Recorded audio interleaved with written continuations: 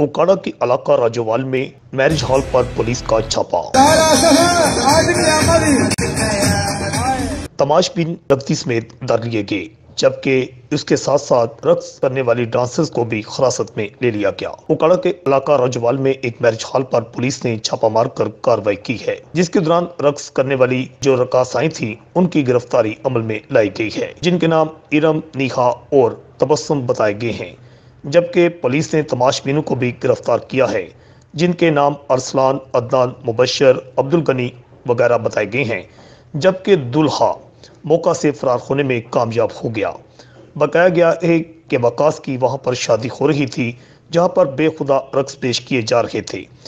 इतला पर पुलिस ने छापा मारकर रकासाओं को और तमाशबीनों को गिरफ्तार कर लिया है, जबकि मौका से करेंसी नोटों की बड़ी दथियां भी कब्जा में ली गई हैं। रिपोर्ट अल हिजाज न्यूज़, उकाड़ा।